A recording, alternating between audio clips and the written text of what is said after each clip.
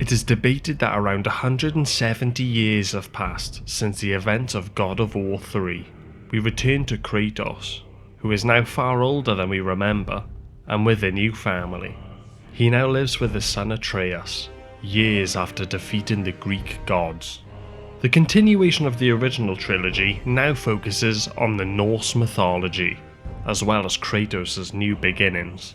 The game starts off with Kratos building a funeral pyre for his late wife, and aims to fulfill her final wish of spreading her ashes from the highest peak in all the 9 realms. Along the way, the Greek god of war tries to teach his son how to survive in the tough wilderness. Unlike the previous games, the story isn't about Kratos' revenge on the Olympian gods, but with an overlying theme being the bond he has with his son. The game focuses on the dynamic relationship the two have. Their relationship is flawed by Kratos' past and with him wanting to hide it from his son. After completing the story, you will see all of these subtleties. The gameplay is much different from the previous games, with an over-the-shoulder view and now with a new weapon of choice, the Leviathan Axe. The axe has many uses, as it helps out with freezing cogs in place for solving puzzles. I feel like with the older games you learn the combos but end up resorting to button mashing. Not sure if anyone else who's played them feels the same, but with the reinvention of the combat system, you are a lot slower, which isn't a bad thing. It's very well thought out really. You tend to do less button spamming and are more likely to link moves together, creating an epic combo and then trying to remember it. With the axe, you can also throw it. There's a chance you can freeze an enemy and then attack another. Recall the axe and take out both, with it ripping the frozen enemy and travelling back through the other. It's a very satisfying watch. Along with the new weapon, we also get help from Atreus in combat, with him distracting enemies and stunning them with his bow. The gore, as usual, remains the same. But of course, this isn't a review. This is me being eager to platinum God of War.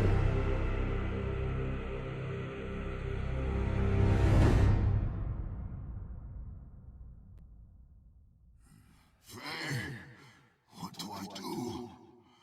Our son is not ready to carry your ashes to the top of the mountain.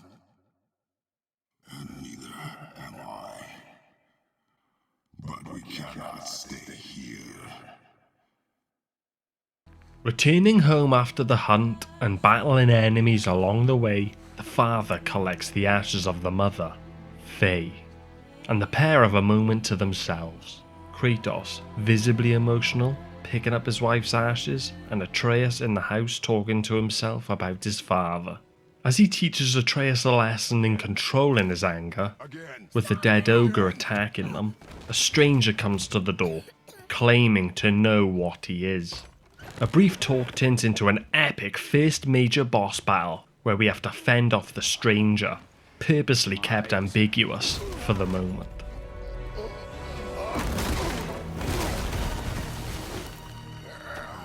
Whilst battling, the two split the earth, fling each other through the environment,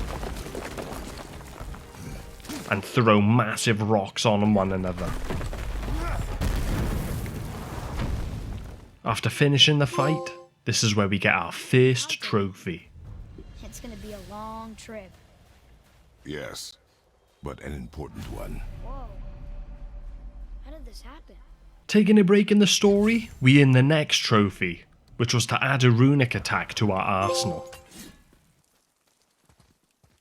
Throughout the story, we get help from 2 dwarf blacksmith brothers, who you learn have had a falling out with each other. The first we meet is a grumpy blue-skinned dwarf named Brock, and the other is a timid hygiene freak called Sindri. During gameplay, you'll run into one or the other who will have their shop open to buy and upgrade items if you have the required parts to make them. This will help us in earning some trophies later, but also assist us in leveling up to handle certain higher ranked enemies and difficult locations better. I think you got him.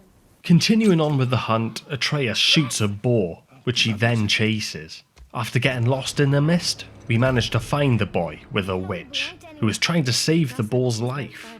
We realise that the boar is a magical creature who is friends with the witch in the woods. To save its life, we must bring it back to her home, and walking around the area is where you see just how incredible the landscape of the game is.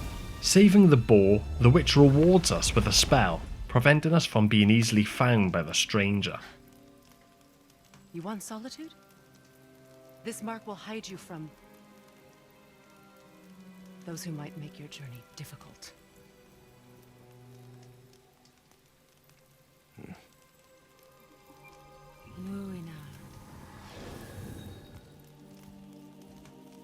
And before leaving her home, she shows her motherly instincts towards Atreus in a lovely scene, starting her development as a supporting character. Will we see you again? As much or as little as you like. Now get out of here. At the end of the scene is where we get our next story-related trophy.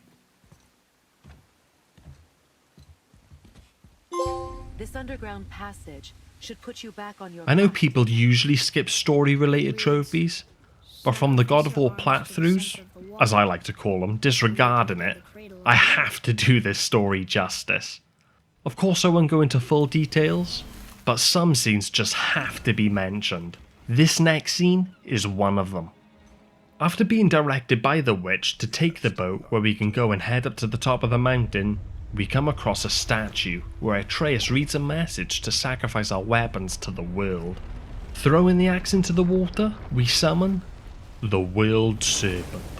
The first time I played this game, I had a subwoofer, so not only witnessing an epic scene of the serpent rising out of the water had me speechless, but the audio feedback I heard when it all happened was just an insane experience that barely happens in gaming, and created such a phenomenal ambience.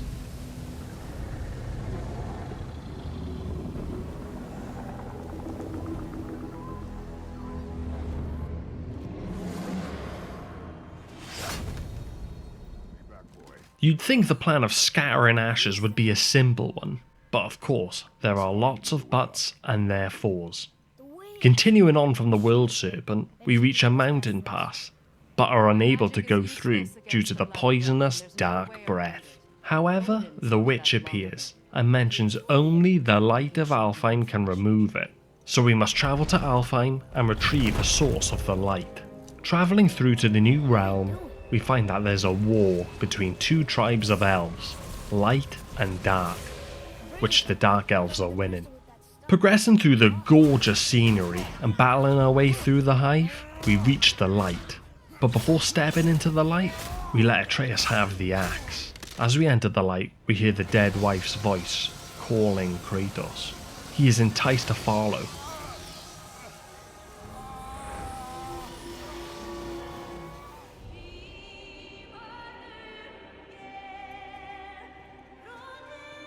After being in the light for near moments, he is pulled out by his son. Where only moments have passed in the light, time at Alfheim has progressed longer. Atreus is distraught for being left alone for so long, and has piled up a mount of corpses of dead elves that have attacked him during his father's absence. Leaving him alone to fight a pretty large clan, the game subtly proves that he's being able to handle himself, killing an army that have won the war against the Light Elves. But tensions raise between the two. Finally leaving the area, after taking out the Dark Elf leader, the two open the entrance door, allowing the Light Elves to return. This is where we get the next trophy of the game, called Feels Like Home.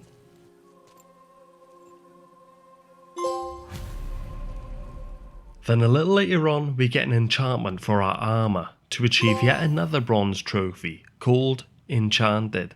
Back to the mountain, we use the light of Alfheim to travel through the Black Breath and go all the way up through the mines of the mountain. During these travels we see a dragon, who attacks Sindri. This is another well put together battle in which we will have to think of a way to harm the dragon when it shoots bolts at us, and not just swing the axe at it.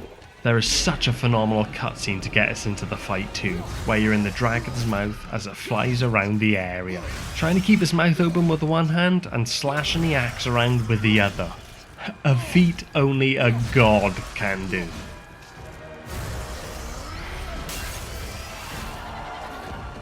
So the puzzle part is throwing a chunk of the red shatter crystals you see around the battle arena whilst the dragon charges up his bolt attack.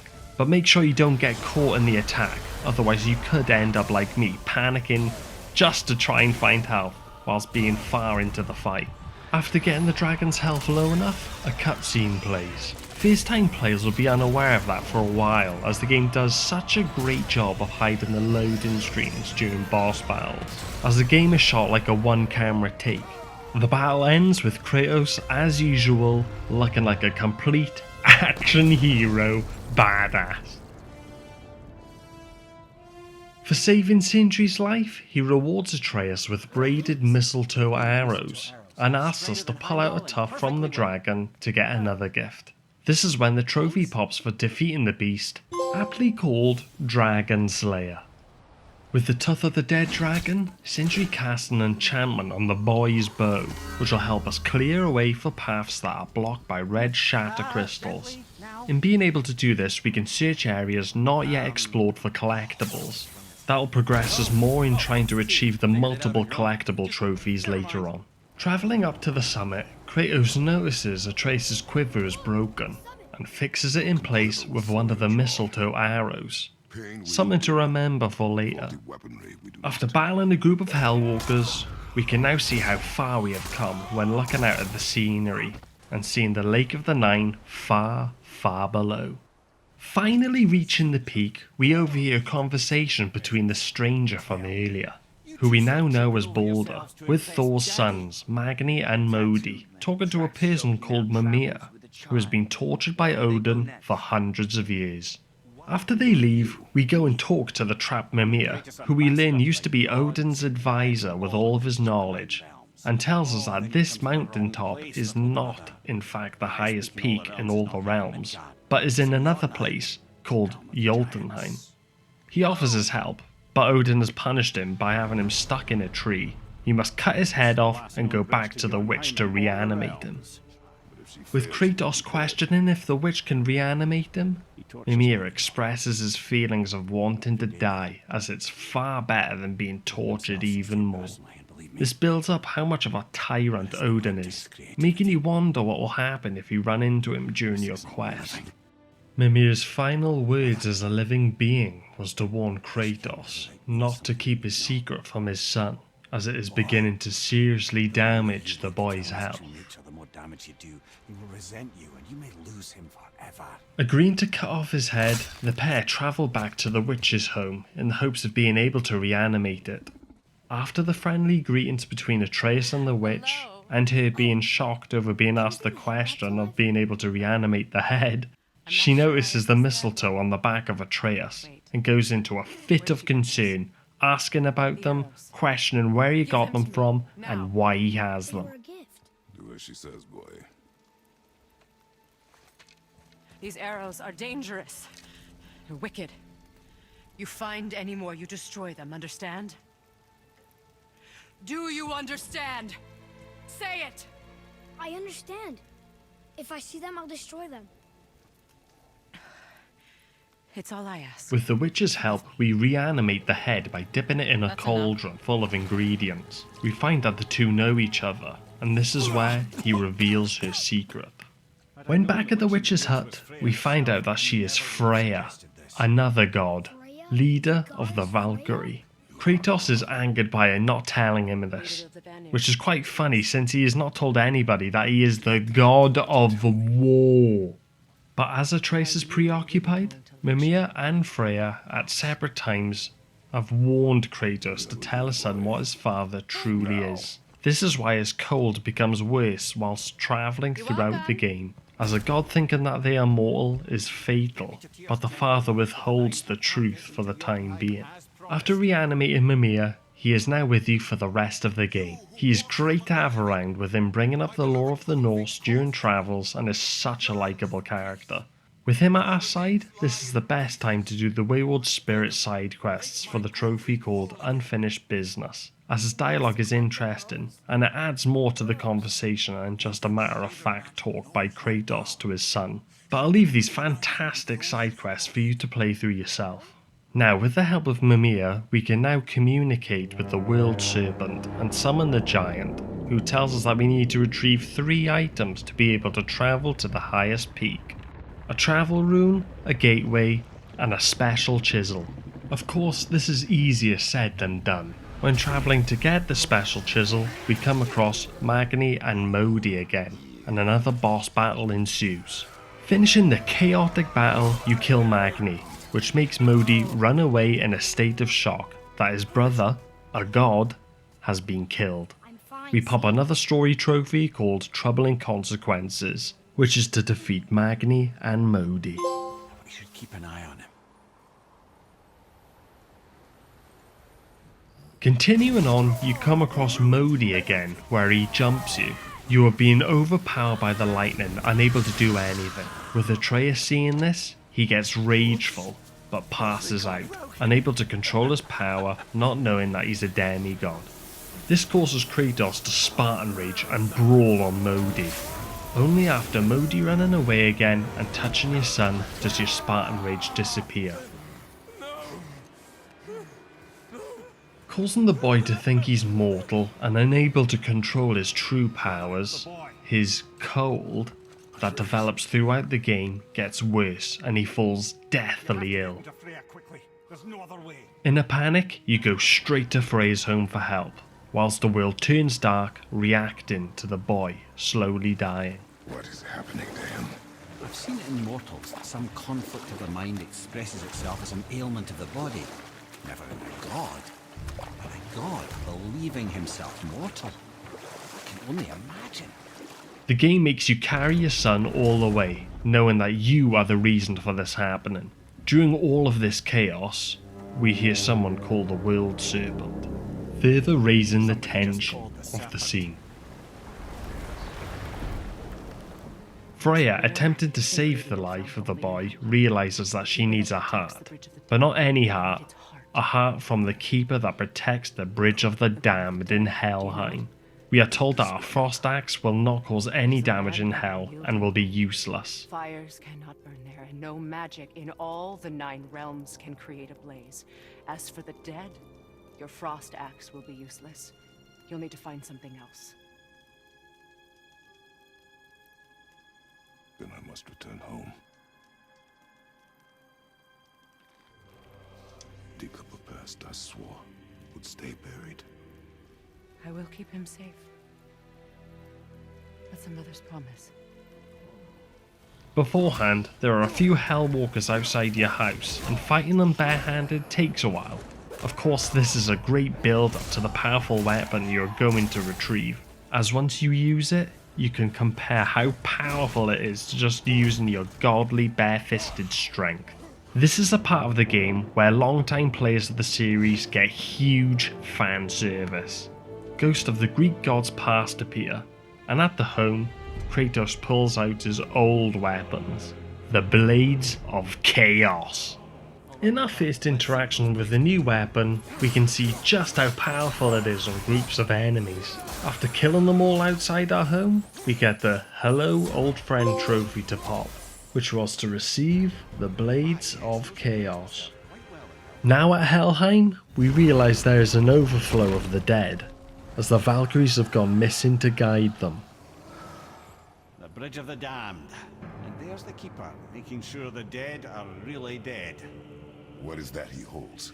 That totem contains a powerful source of magical energy, the very power of Helheim itself. But what you want is his heart. When killing the Gatekeeper and taking out his heart in the gory exchange, we have yet another epic moment that made me lose my shit. Zeus appearing from the dark grey clouds.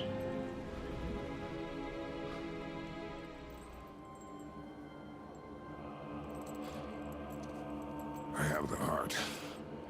I need nothing more. You're set. Better not to linger here, though, eh? Kratos. Zeus. Zeus? My father. Your father was Zeus? Well, that explains a lot. What is that place? Never go there. Understand? In this realm, it's known that the souls are tortured, and you are unable to be split apart from the damned ones. So in this plane, Mimir explains that we will have lots of illusions of our past. Arriving back at the Witch's Woods, we are able to save Atreus from his wounds. But for him to fully heal, Kratos must tell him the truth, that he is in fact a god. I can break the fever, but to heal... He must know the truth of what he is. As mentioned before, Mimir and Freya multiple times have warned Kratos about keeping the secret from him, and will only cause his health to deteriorate further. Freya mentions her son, and how her fears of him being harmed took priority over what he needed, and when she realised her mistake, she was too late to help repair the bond. This type of resentment is something that we have seen with Atreus towards his father. With a now healthier Atreus, Kratos thanks Freya, and we get our next trophy, Promise Fulfilled. Freya, I will not forget this. Leaving the hut and beginning to start travelling again, and with Atreus only hearing part of the conversation with Freya, mentioning that his son is cursed, in his father's view, for being a god, Kratos finally decides to clear things up and let his son know exactly what he is. A god. No. But at least I know the truth now. The truth. The truth. I'm a god, boy. From another land far from here. When I came to these shores, I chose to live as a man. But the truth is, I was born a god. And so were you.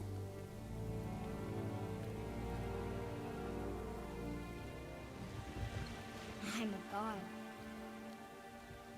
Why did you wait so long to tell me?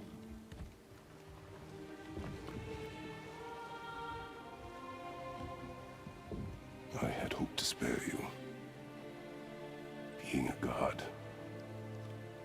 it can be a lifetime of anguish and tragedy. That is the curse. After that scene, I wanted to get a load of collectibles out the way because they are just a hassle to deal with.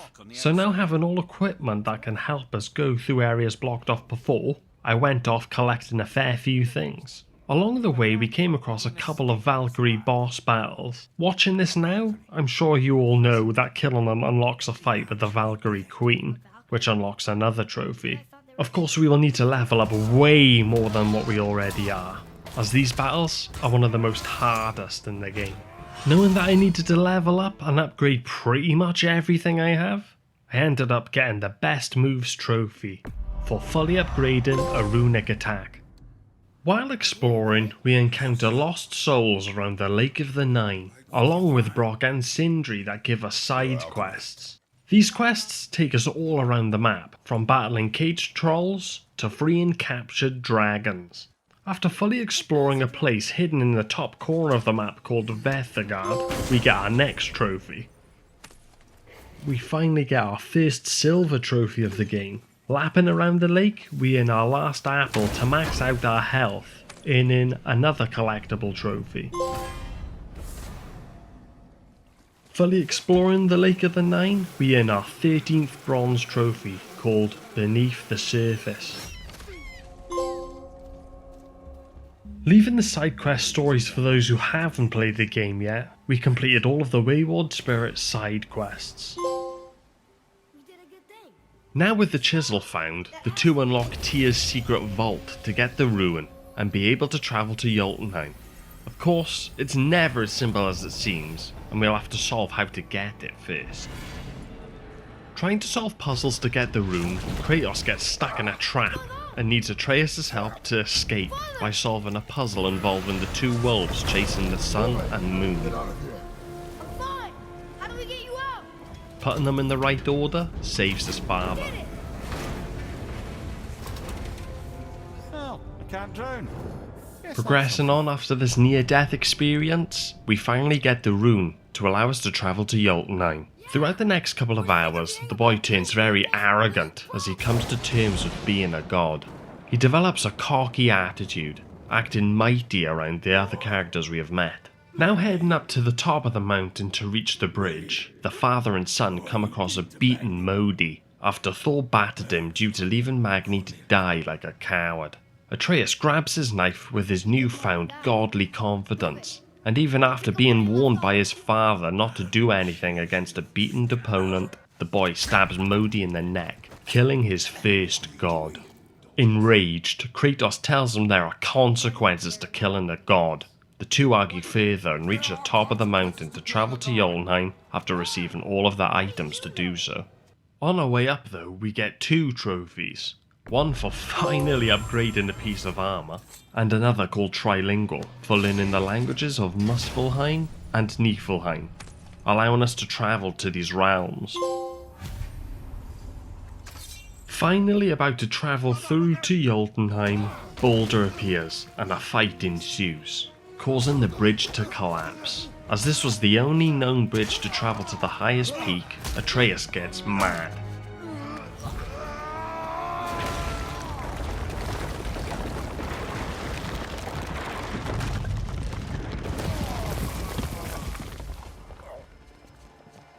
No! You broke the gate! That was our only way to Jotunheim! Trying to calm the boy down, Atreus lashes out and shoots an arrow at his already injured father. I am ready!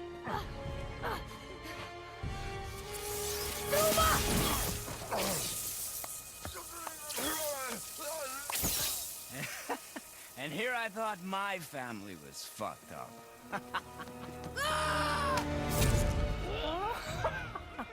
Oh, your father is right, boy. You are far from ready. Now would you be so kind as to hold this for me? Balder kidnaps the child and another epic battle begins on the back of a goddamn dragon.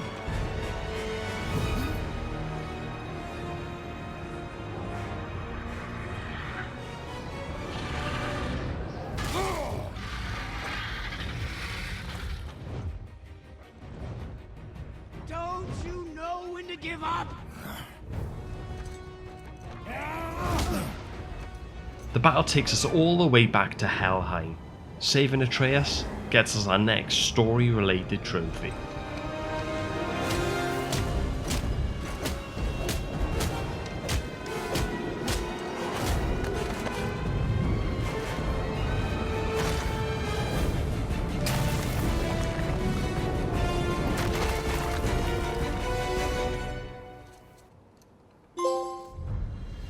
Back in Helheim, we find more about Balder, with his mother being Freya, as we watch him being tortured with his own illusions.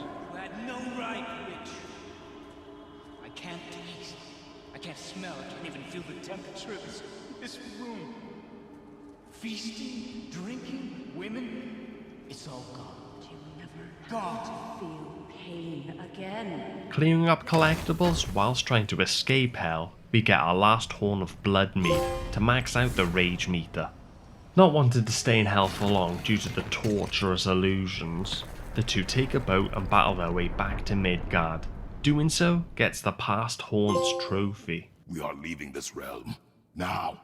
At this point, Mimir finds secret plans concealed by Tyr, the Norse god of war, with a way to potentially access the land of the giants in Jotunheim.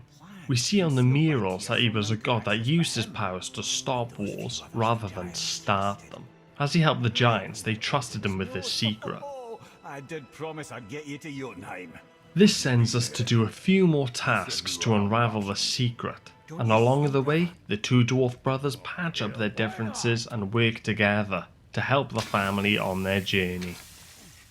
During these travels, we get the All Will Fall Silver Trophy, unlocked by killing 1,000 enemies. When sailing around the shores of the Nine, we see that the Jotunheim Tower is gone, but we have a glimpse of the ghost tower that remains. There is no way to travel to the realm at this moment in time, but talking with Mimir, he suggests that if we retrieved his other eye that Odin hid in the Thor statue, we could recover the tower. Problem is that earlier in the game, we saw the World Serpent rip the statue into pieces. The missing eye is now in the belly of the World Serpent. Before heading inside, we purchase an armor piece for Atreus, achieving the Best Dressed trophy. This certain armor gives us a health bonus, which will help us with the Valkyrie and Challenge trophies later on in the game. Thankfully, after communicating with the giant, he lets us journey inside to find the second eye. Regaining possession of Mimir's eye, we head back out of the World Serpent, but on our exit, we hear the beast getting hit, and we fall out of his mouth. The culprit? Balder. He has found us after the long battle from earlier. Freya appears to stop us fighting, but Balder turns his sights on his mother. Kratos tries to intervene, but this is just the beginning of the boss battle. During this lengthy battle, Balder punches Atreus, sending him flying back. The father, worried that his son is severely damaged, goes to check on him, as he sees blood all over him. The boy mentions that it's not his blood, and it turns out that the mistletoe arrow that is keeping his quiver in place is the only thing that can break the spell that was protecting Balder from feeling anything. This explains why Freya was so aggressive to Atreus when she saw him with them earlier on in the game. I can feel this. I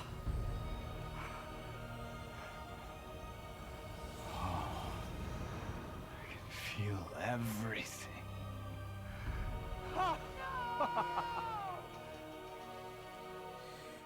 After the long boss fight and Balder beaten, Kratos allows the defeated god to stand and to make his choice to forgive his mother for what she had done to him, but Balder, full of resentment, goes to strangle her. Kratos, not allowing this to happen, grabs him and snaps his neck, killing the god. The story of the child killing their parent must stop. The cycle ends here. Must be better than this.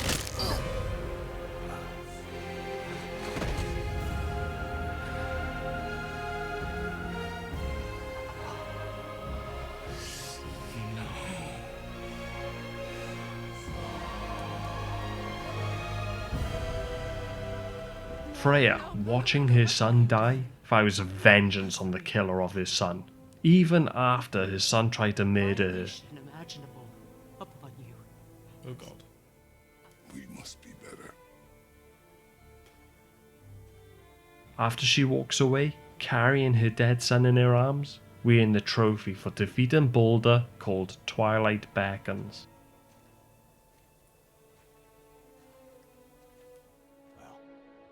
I don't understand. We use the Bifrost to finally fulfill the wife's last wish and travel to the realm of the giants, with the dwarfs to see us on our way wishing us well, and Mimir asking to stay so that the father and son can have this moment in private. Walking through the temple, we see murals of the journey that the two have been on. As we get to the end of them, Atreus heads up to the peak, leaving Kratos alone in the temple. A gust of wind blows the moving cloth covering one hidden final mural. It shows Kratos being killed by his son. Does the family cycle of death continue in the future? Well, we'll have to wait and see.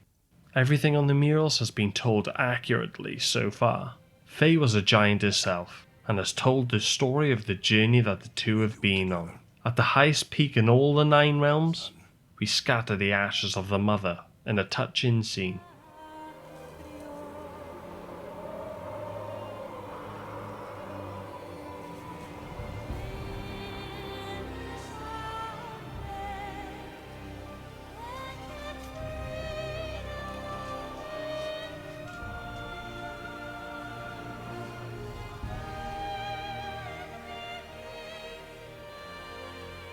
Goodbye, Faye.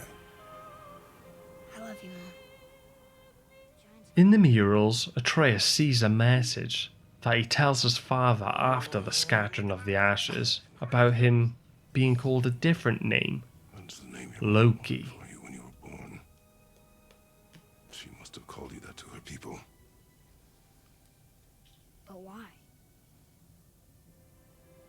With the cutscene finishing up and the credits rolling, we earn our first gold trophy of the game, called Last Wish.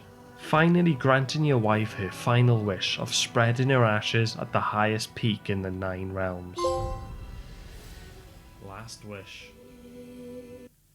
Spread the ashes. Now that we've completed the game, earning the story trophies on the way, we can now draw our attention to collecting everything else in the world. The next trophy we get, called Worthy, was maxing out the upgrade of the axe.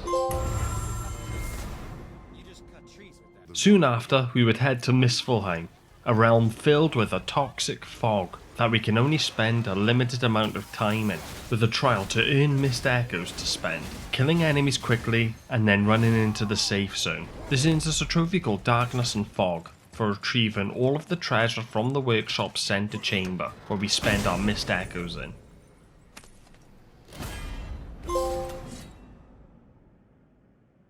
After we fully max out the Blades of Chaos, we receive the trophy, Why Fight It? In another realm, we must progress up the mountain of Muspelheim, testing our skills in battle to complete all of the challenges. Finish them earns the Fire and Brimstone trophy. Next up, we collect all the parts needed to craft a specific armor piece, earning the Path of the Zealot trophy, obtaining the Traveller armor set.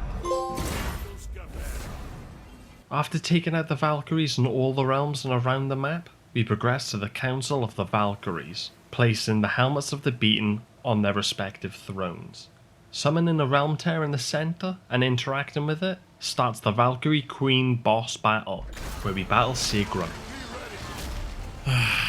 Here we go. My health's gone already.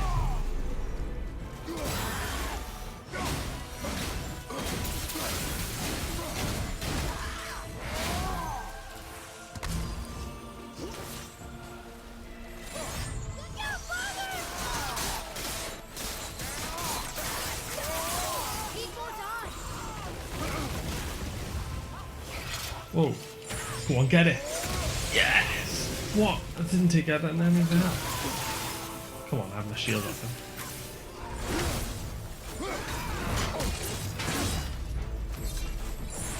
Oh my god, the recovery on these runic attacks are sublime.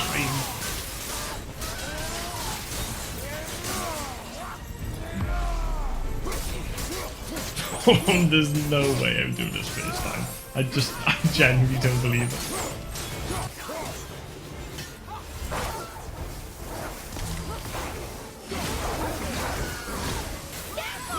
Oh, no! Oh my god, please, no, no, no, no, no, no. Oh, no, no, no, no! Quick, please, please. Look at her health. Oh my god, I can't. Please, please, please. Oh my god, I did it first time!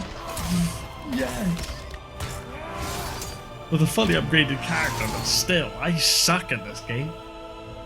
Oh my days. Thank you, friends. You have saved the Valkyries.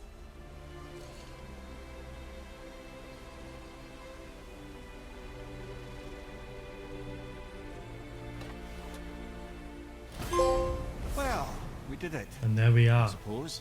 Chooser of the Slain. Defeat the 9 Valkyries. Back to the side quests, and freeing all of the captured dragons in Midgard has us get the Dangerous Skies trophy.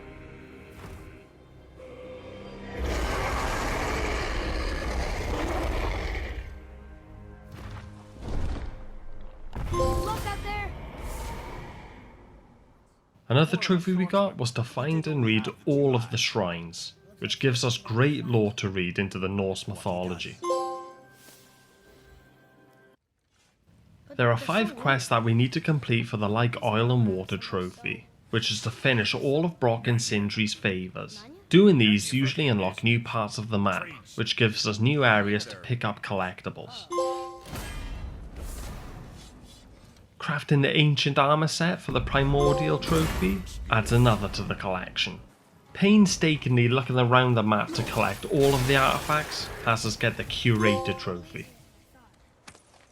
Throwing the axe at all of Odin's hidden ravens unlocks the All-Father Blinded trophy. And finally, the last trophy for the Platinum was to use the treasure maps found to search and find the dig spots.